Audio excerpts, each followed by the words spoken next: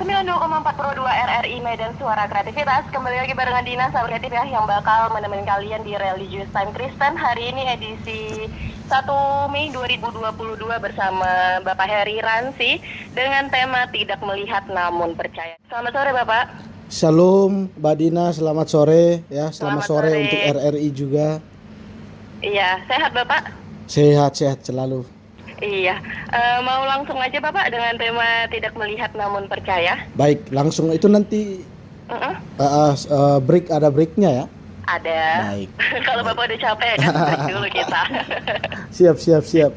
Oke, silakan Bapak. Oke, makasih Mbak Dina. Iya, shalom buat kita semua pendengar RRI ya, baik yang di jalan, yang mungkin sedang di rumah ya, dimanapun kalian berada. Saya berharap kalian semua dalam keadaan sehat karena pertolongan Tuhan. Iya, kita akan belajar hari ini tentang tema ya, seperti yang telah disampaikan tadi, cuman lebih spesifiknya adalah percaya walau tak melihat gitu ya.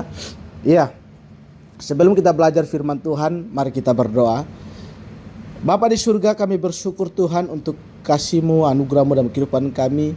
Masih anugerahkan bagi kami saat ini kesehatan, kekuatan, bahkan semua apa yang kami masih lakukan Tuhan berkati, dan kami bersyukur untuk semuanya. Bapa di surga, hari ini ya Tuhan, kami akan belajar kebenaran firman-Mu lewat Radio Republik Indonesia ya Tuhan. Biarlah melalui radio ini banyak orang dikuatkan, banyak orang dimenangkan, bahkan mereka boleh terus semakin cinta akan Engkau ya Tuhan. Lewat kebenaran firman-Mu hari ini ya Tuhan, ajari kami untuk selalu menjadi pelaku-pelaku akan kebenaran firman-Mu. Terpujilah nama-Mu ya Tuhan, kami sambut firman yang hidup. Dalam nama Tuhan Yesus kami berdoa. Amin. Iya, saudara yang dikasihi oleh Tuhan, hari ini kita akan belajar tentang sebuah tema yang menarik ya. Percaya walau tak melihat. Beberapa hari yang lalu saya khotbah di radio Kristen juga di Medan ya, Joy FM. Itu saya menyampaikan beberapa poin mengenai tipe manusia dalam merespon atau dalam mempercayai atau dalam mengikut Tuhan.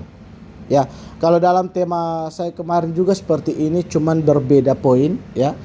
Dalam pembahasan saya kemarin berbicara tentang percaya walau tak melihat, itu ada 4 tipe manusia dalam hidup ini, dalam Alkitab, dalam kenyataan. Ada tipe pertama itu tipe manusia percaya dan melihat. Itu yang saya sampaikan kemarin ya. Ada tipe percaya dan melihat. Itu seperti apa? Itu seperti para murid. Mereka melihat Yesus secara langsung, dan juga para murid-murid lainnya juga yang Tuhan Yesus menampakkan diri, seperti kepada Rasul Paulus juga melalui penglihatan itu ya. Kemudian itu mereka ketika melihat, mereka percaya bahwa apa yang mereka percaya itu benar-benar terlihat gitu, benar-benar ada. Lalu ada tipe kedua. Tipe kedua ini berbicara tentang melihat namun gak percaya. Sudah melihat tapi gak percaya. Itu kira-kira siapa? Itu berbicara tentang ahli Taurat dan orang-orang Farisi. Ya, kalau kita melihat di dalam nats kita sebagai orang Kristen yang melihat Alkitab kita, di dalam Alkitab kita banyak sekali menceritakan tentang peristiwa di mana Yesus melakukan banyak sekali mujizat, dan itu disaksikan oleh orang-orang Farisi dan ahli-ahli Taurat. Tapi apa yang mereka lakukan? Justru mereka merencanakan untuk pembunuhan, merencanakan untuk penangkapan Yesus. Mereka melihat tapi gak percaya. Bahkan di ending terakhir dari Yesus ketika bangkit, ya, momen ketika Paskah itu ya, Yesus bangkit, orang Farisi juga justru mengarang sebuah cerita bahwa mereka menyampaikan kepada penjaga kuburan itu ya. Waktu itu ada prajurit Romawi. Mereka bilang begini, Yesus, jangan pernah kalian, pokoknya kalau ada yang tanya, jangan bilang bahwa Yesus itu bangkit. Tapi kalian bilang begini, kalau orang tanya di mana mayat Yesus, kalian bilang ketika kami sementara tidur, mayat Yesus sudah dicuri. Dicuri oleh siapa? Oleh murid-murid. Artinya apa? Mereka tahu Yesus itu benar-benar bangkit, tapi mereka tetap tidak percaya, bahkan merencanakan sesuatu yang lain gitu. Iya, itu melihat nggak percaya, melihat dan tetap tidak percaya. Ada tipe ketiga, tidak melihat, tidak percaya, yaitu yang Nats yang kita akan belajar hari ini ya, tentang Thomas. Thomas ini tipe orang yang melihat, yang tidak melihat, tidak percaya. Dia bilang begini, sebelum aku melihat, aku nggak akan percaya. Ada tipe manusia seperti Thomas. Lalu yang keempat, ada tipe yang terakhir, tak melihat tapi percaya. Siapa? Orang-orang setelah Yesus yang gak melihat kebangkitan Yesus, dan kita saat ini, kitalah orang itu. Nah, kita akan belajar mengenai kebenaran firman Tuhan ya. Kita akan belajar kebenaran firman Tuhan di dalam Yohanes, di dalam Yohanes pasal 20 ayat 24 sampai dengan ayat yang ke-29. Yohanes 20 ayat 24 sampai dengan 29. Saya akan baca bagi kita semua. Tetapi Thomas, seorang dari ke-12 murid itu yang disebut Didimus, tidak ada bersama-sama mereka ketika Yesus datang di situ. Maka kata murid-murid yang lain kepadanya, kami telah melihat Tuhan. Tetapi Thomas berkata kepada mereka, sebelum aku melihat bekas paku pada tangannya, dan sebelum aku mencucukkan jariku ke dalam bekas paku itu, dan mencucukkan tanganku ke dalam lambungnya, sekali-kali aku tidak akan percaya. 8 hari kemudian, murid-murid berada kembali dalam rumah itu, dan Thomas bersama-sama dengan mereka. Sementara pintu-pintu terkunci, Yesus datang dan ia berdiri di tengah mereka dan berkata, damai sejahtera bagi kamu. Kemudian ia berkata kepada Thomas, taruhlah jarimu di sini dan lihatlah tanganku, ulurkanlah tanganmu dan cucukkanlah ke dalam lambungku, dan jangan engkau tidak percaya lagi, melainkan percayalah. Thomas menjawab dia, ya Tuhanku, Allahku. Kata Yesus kepadanya, karena engkau telah melihat aku, maka engkau percaya. Berbahagialah mereka yang tidak melihat namun percaya. Amin saudara. Firman Tuhan ini berbicara tentang Yesus menampakkan diri kepada murid-murid. Yesus berbicara pada murid-murid. Saudara yang dikasihi oleh Tuhan, tema kita percaya walau tak melihat. Ada sebagian orang, bahkan banyak orang sependapat atau berpendapat bahwa memang kenyataannya lihat dulu baru percaya. Memang itu ada. Ada banyak sekali orang berpikir begini, lihat dulu baru percaya. Kira-kira seperti apa contohnya? Biasanya mereka melihat bukti dulu. Mereka melihat bukti konkret, bukti nyata, sesuatu yang kasat mata. Nah, baru mulai percaya. Kira-kira contohnya apa? Ada beberapa contoh yang memang itu tepat gitu ya. Melihat dulu baru percaya. Contohnya seperti seorang manajer. Seorang bos ya. Seorang bos juga, atau seorang atasan, tidak akan sembarang menaikkan jabatan bawahannya, atau tidak akan serta-merta bawahannya itu tiba-tiba dijadikan manajer atau lain sebagainya tanpa melihat etos kerjanya. Tentunya dia melihat dulu etos kerja dari karyawannya itu, apakah benar gitu ya, apakah dia sungguh-sungguh, ataukah dia hanya sebatas cerita mengenai kerja dia gitu. Harus lihat bukti.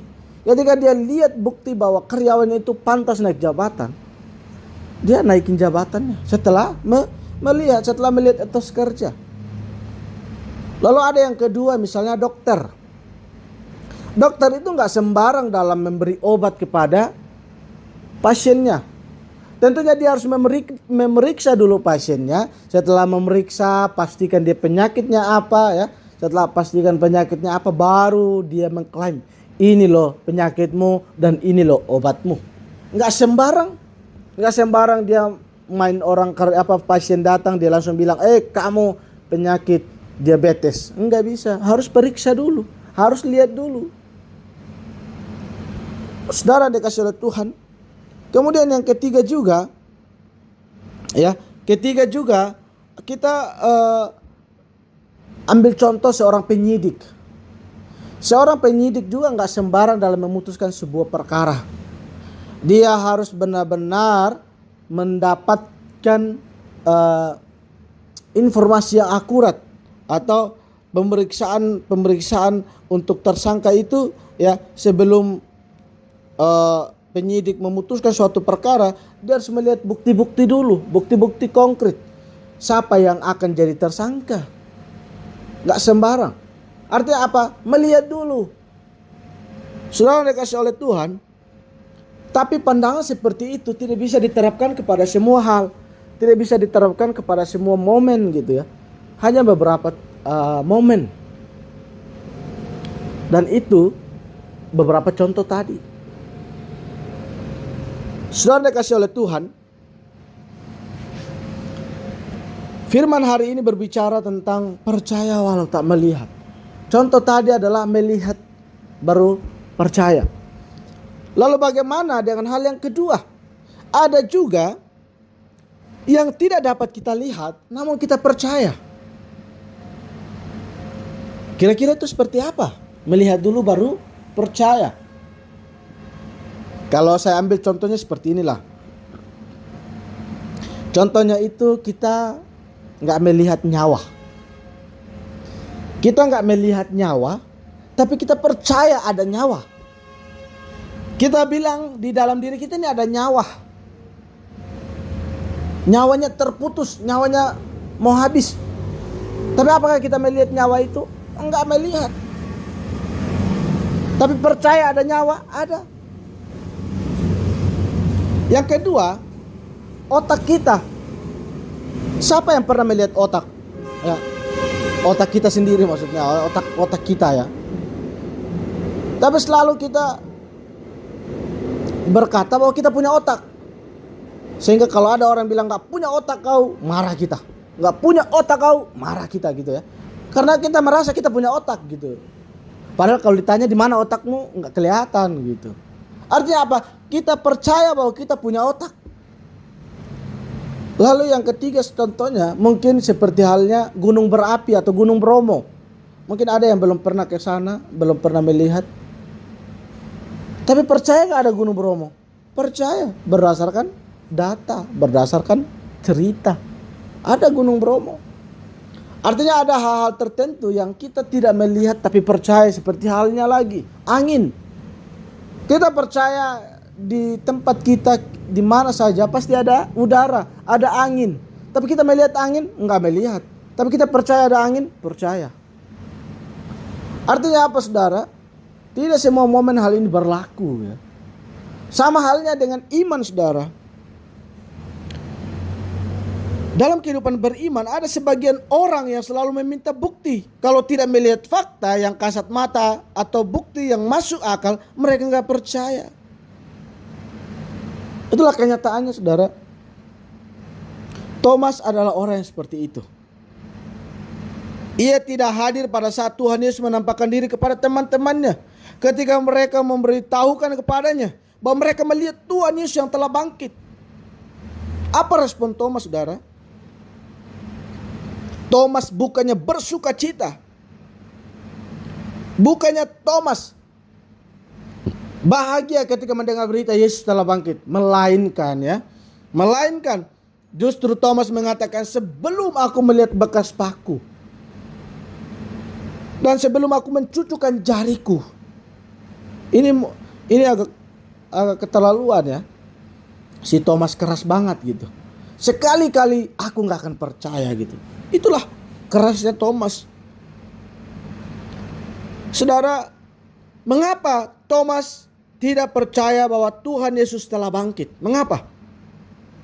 Mengapa ia mengatakan bahwa ia sebelum melihat bekas paku pada tangannya, ia tidak akan sekali-kali percaya? Saudara, kita akan belajar 3 poin atau 3 alasan mengapa si Thomas berkata begitu. Mengapa si Thomas ini agak keras kepala gitu ya. Kita akan belajar setelah break yang satu ini. Oke, Mbak Dina, kita break sebentar. Iya Bapak, oke kita break sebentar ya Bapak. Baik. Ya sahabat kreatif, nanti kita bakalan balik lagi pastinya masih di Religious Time Kristen bersama Bapak Heri Ransi dengan tema tidak melihat namun percaya. Jadi pastikan kalian tetap di RRI Pro 2 Medan, suara kreativitas. Kamu bisa dengerin program Kita balik lagi barengan Dina Sahabat Kreatif ya. Masih di Religious Time Kristen barengan Bapak Heri Ransi dengan tema tidak melihat namun percaya. Selamat sore Bapak, masih di sini? Iya. Iya, selamat kita sore. lanjut lagi Bapak. Baik, terima kasih Mbak Dina. Iya. Silakan Bapak. Baik. Iya, tadi saya udah menjelaskan ya latar belakang sedikit ya, berbicara tentang percaya walau tak melihat. Memang kenyataan orang banyak juga melihat dulu baru percaya, tapi dalam dunia etos kerja misalnya dokter atau dalam penyidikan sebuah kasus dan lain sebagainya. Tapi ada juga yang nggak nampak, yang kita percaya seperti nyawa kita, otak kita seperti angin. Kita nggak melihat, namun kita percaya itu ada. Iya, saudara dikasih oleh Tuhan. Setelah kita belajar juga tentang kisah dari Thomas, setidaknya ada beberapa alasan mengapa Thomas itu tidak percaya kepada berita tentang kebangkitan Tuhan Yesus. Dia nggak percaya. Kenapa? Karena alasan-alasan ini. Beberapa alasan ini menjadi bukti bahwa itulah mengapa Thomas bersikeras untuk berkata, sebelum aku memasukkan jariku ke dalam bekas paku tangannya, kemudian ke lambungnya, sekali-kali aku tidak akan percaya. Paling tidak ya, ada 3 alasan mengapa Thomas dapat bersikeras atau bersikap seperti itu. Kira-kira yang pertama, karena Thomas tidak memiliki pengharapan. Thomas tidak memiliki pengharapan. Pengharapan telah lenyap ketika Thomas ditangkap.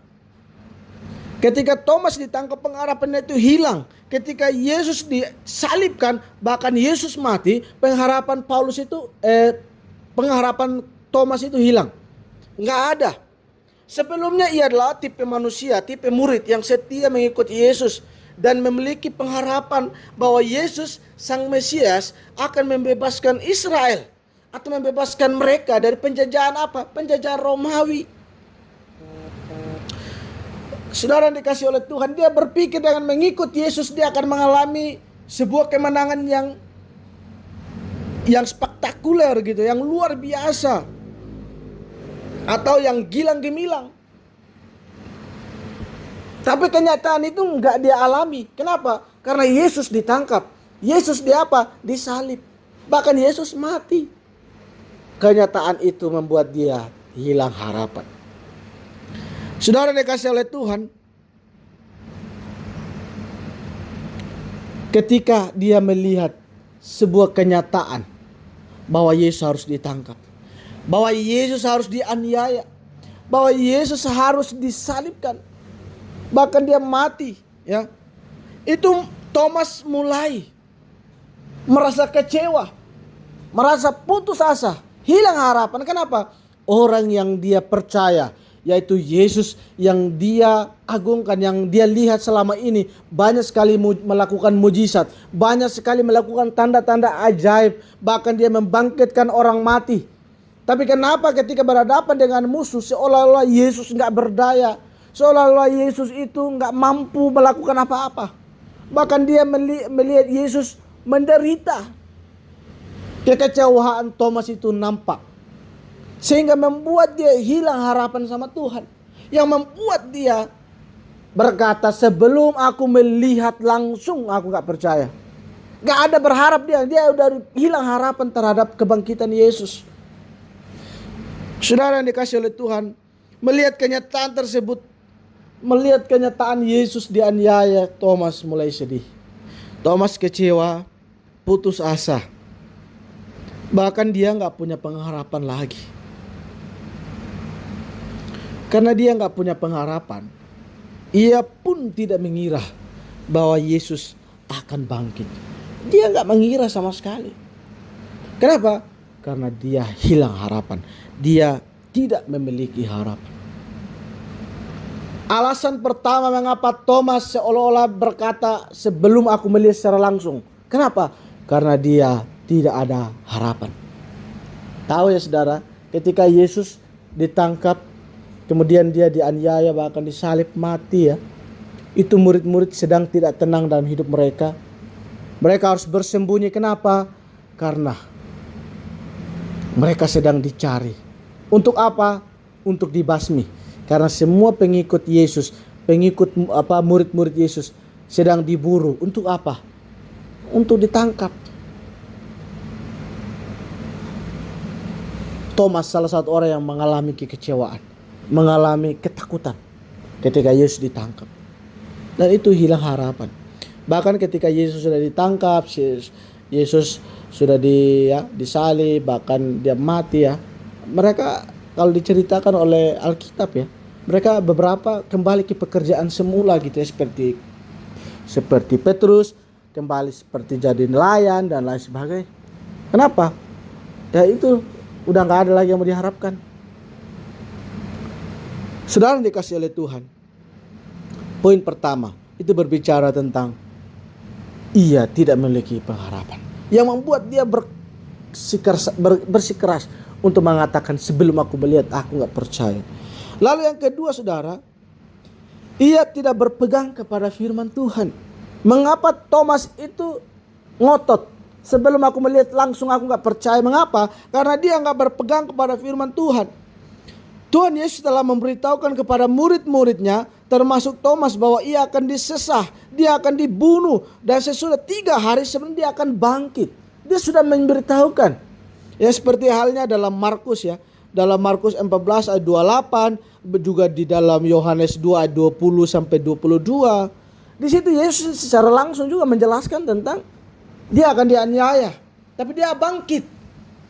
Dia akan bangkit, dia kasih tahu.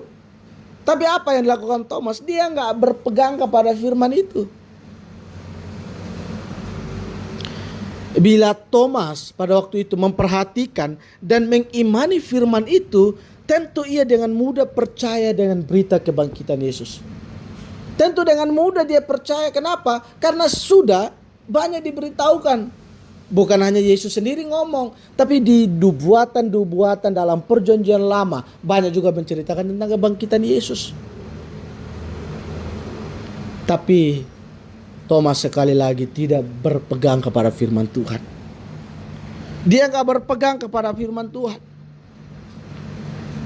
Thomas tidak memegang perkataan Yesus pada waktu itu. Ia mengabaikan. Padahal Yesus ngomong secara langsung sama mereka.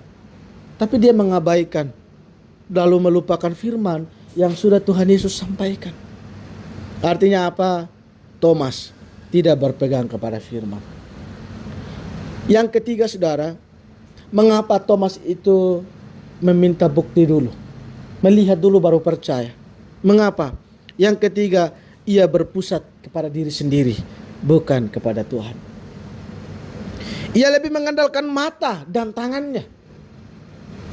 Ia tidak membuka telinga dan hatinya terhadap berita kebangkitan Yesus. Dia mengandalkan penglihatannya. Ya, dia mengandalkan penglihatan saudara. Saudara dikasih oleh Tuhan. Dia berpusat kepada diri sendiri. Itu sebabnya dia mengatakan kepada teman-temannya, kalau aku belum melihat, aku sekali-kali gak percaya. Kenapa? Karena dia berfokus kepada apa yang kelihatan. Apa yang menjadi pandangannya.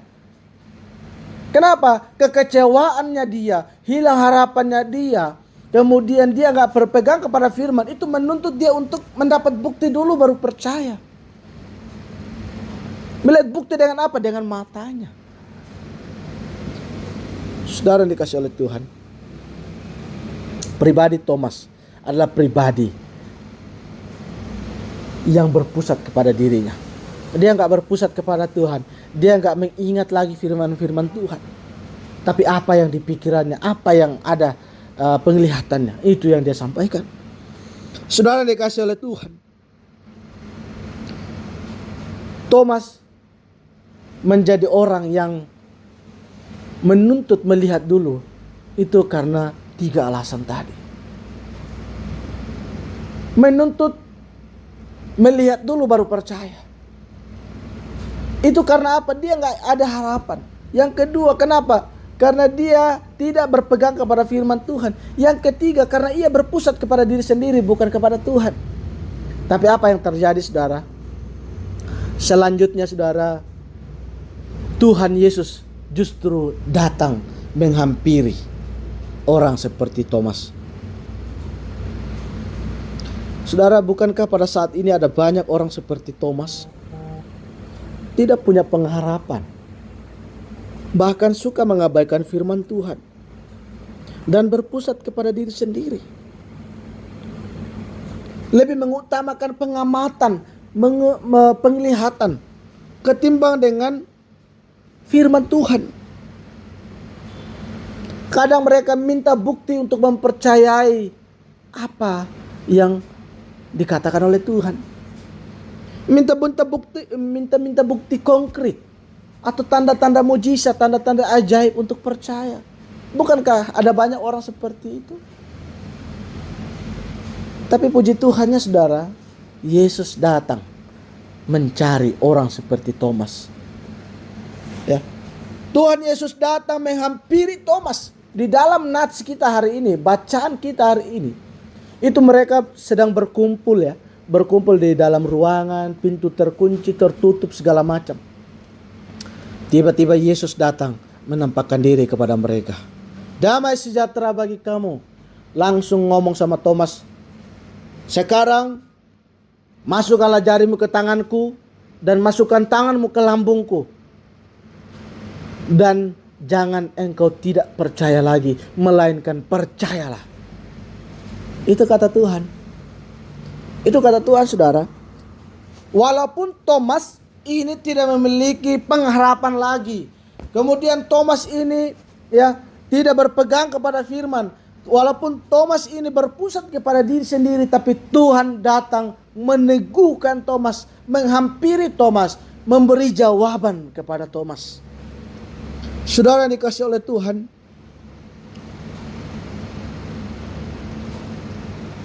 kita bisa melihat sebuah kepedulian yang dilakukan oleh Yesus. Dari peristiwa itu kita dapat melihat kepedulian Tuhan Yesus. Ia peduli dengan si Thomas, si peragu ini. Ya, dia peduli, dia datang meneguhkan imannya. Demikian juga saudara, ia mengerti kelemahan kita. Tuhan mengerti kelemahan kita. Dan Tuhan mau menguatkan kita dan menolong kita. Saudara, ia pun berkata hal yang sama kepada kita. Jangan engkau tidak percaya lagi, melainkan percayalah.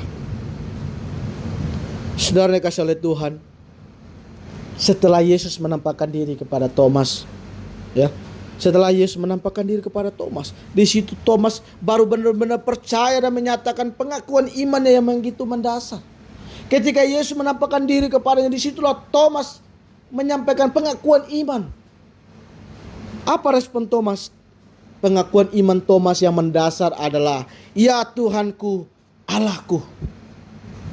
Saudara dikasih oleh Tuhan, itu adalah respon Thomas. Saudara dikasih oleh Tuhan. Tetapi Yesus berkata, waktu di dalam itu Yesus berkata kepada Thomas, karena engkau telah melihat aku, maka engkau percaya. Berbahagialah mereka yang tidak melihat namun percaya. Itu adalah tema kita. Berbahagialah mereka yang tidak melihat namun percaya. Saudara dikasih oleh Tuhan, siapa yang dikatakan berbahagia ini? Yang berbahagia ini adalah kita-kita saudara. Kita-kita. Yang walaupun belum melihat Yesus secara langsung, belum melihat Yesus melakukan tanda-tanda mujizat seperti yang disampaikan oleh Alkitab kepada kita. Kita enggak melihat langsung, tapi kita dikatakan berbahagia ketika kita percaya dan mengimani bahwa Yesus hidup, Yesus ada. Saudara dikasih oleh Tuhan. Firman Tuhan menuntut kita percaya walau tak melihat. Ini berbicara tentang iman saudara. Dan iman itu akan hidup ketika kita sungguh membaca firman Tuhan, merenungkan firman Tuhan. Saudara yang dikasih oleh Tuhan, berbahagialah mereka yang tidak melihat namun percaya. Ini berbicara tentang iman di dalam Yesus Kristus. Saudara yang dikasih oleh Tuhan, di dalam bacaan kita, Ya, di dalam bacaan kita tadi berbicara, berbahagialah mereka yang tidak melihat namun percaya. Ini berbicara tentang hidup kita. Walaupun sampai hari ini kita belum melihat Yesus secara langsung, tapi Tuhan berkata berbahagia. Kenapa? Karena kita beriman di dalam Tuhan. Kita sungguh beriman. Saudara dikasih oleh Tuhan, kita memang kadang menuntut sebuah bukti untuk percaya kepada Tuhan. Mungkin ada yang sedang mengalami masalah kritis, atau masalah-masalah ekonomi, masalah keluarga dan sebagainya. Kadang kita meminta bukti sama Tuhan. Tuhan, jikalau Engkau Allah yang hidup, buktikanlah, selesaikan masalah saya dengan keluarga. Tuhan memberi solusi. Baru kita mulai percaya, iya Tuhan itu hidup, Tuhan itu ada. Tapi bagaimana jikalau kita nggak mendapat jawaban? Apakah kita akan putus asa? Jangan saudara. Jangan hilang harapanmu ketika doamu belum dijawab. Jangan. Terus melakukan apa yang Tuhan inginkan. Percaya. Percaya.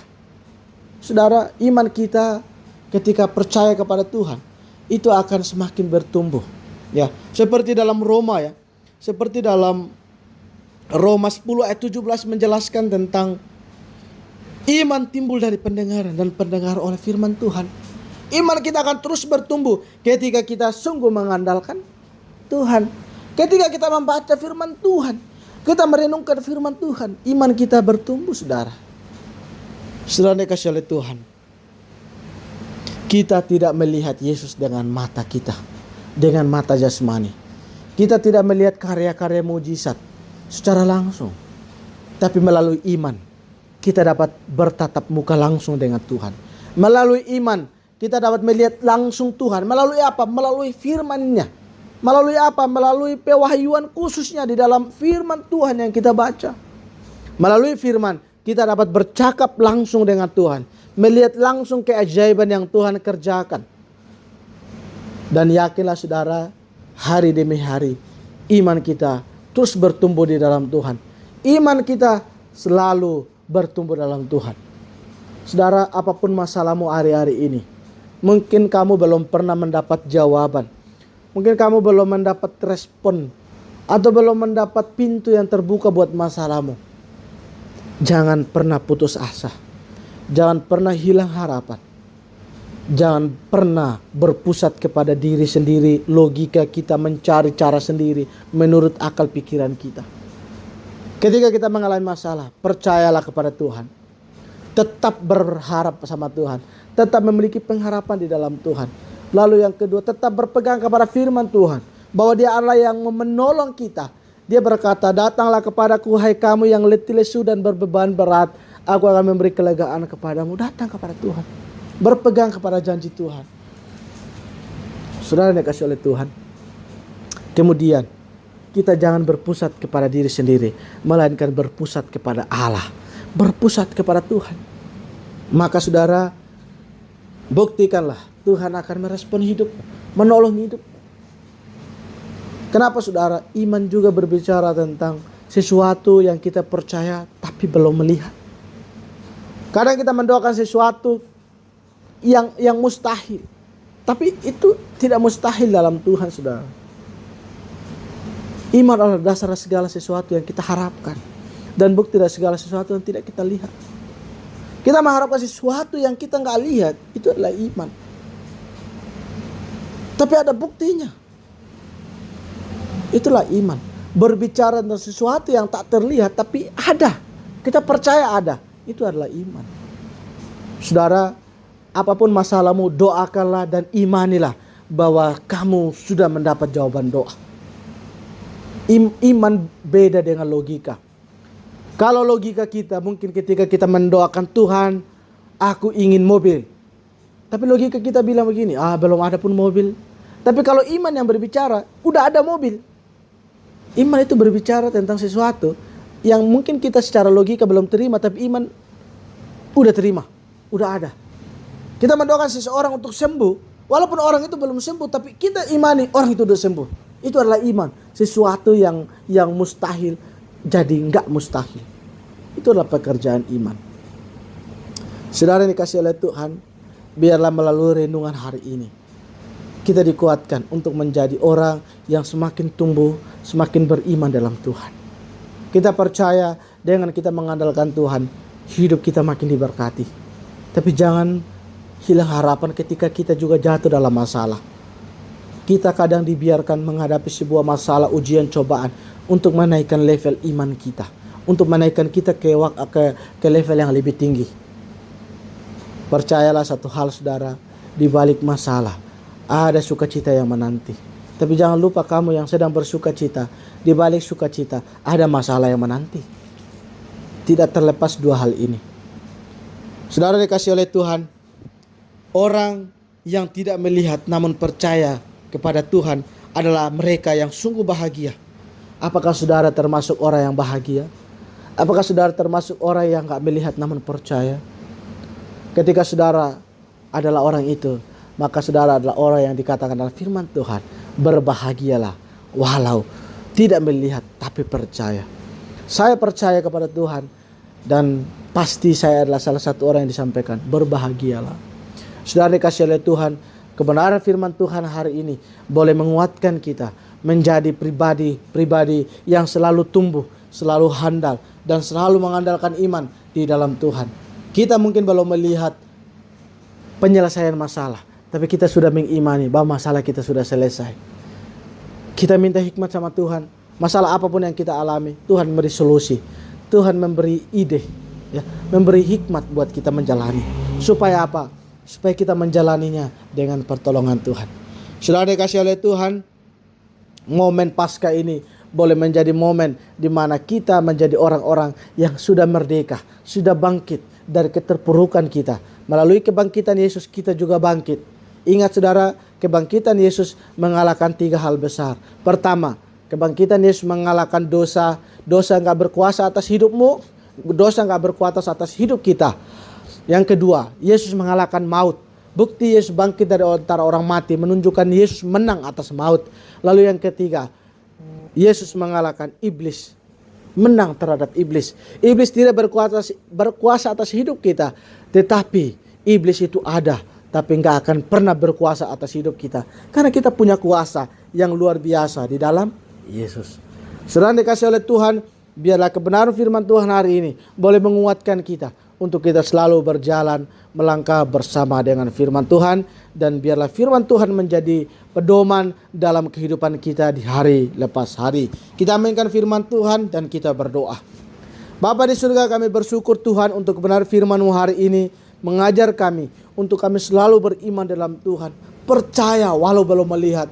Kami berharap, mungkin kami belum mendapat harapan itu, tapi kami tidak berhenti berharap.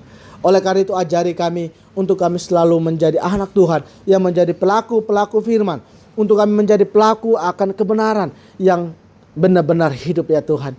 Biarlah firman ini menjadi pedoman dalam kehidupan kami. Berkati semua pendengar radio dimanapun berada, dimanapun mereka berada saat ini, baiknya di mobil, dalam perjalanan, di rumah, dimanapun berada, Tuhan memberkati mereka. Setiap masalah yang sedang mereka alami di dalam nama Tuhan Yesus, Tuhan selesaikan dengan cara Tuhan. Mereka yang sedang berusaha, berbisnis, Tuhan memberkati usaha mereka, dan Tuhan lancarkan rezeki mereka. Jika mereka yang sedang dalam keadaan sakit, Tuhan pulihkan, Engkau sembuhkan dengan pertolongan Tuhan.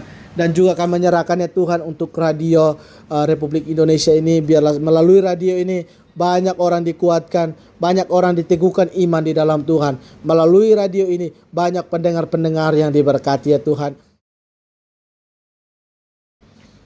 Iya, terima kasih Bapak. Baik, terima kasih Mbak Dina ya. Oke. Oke.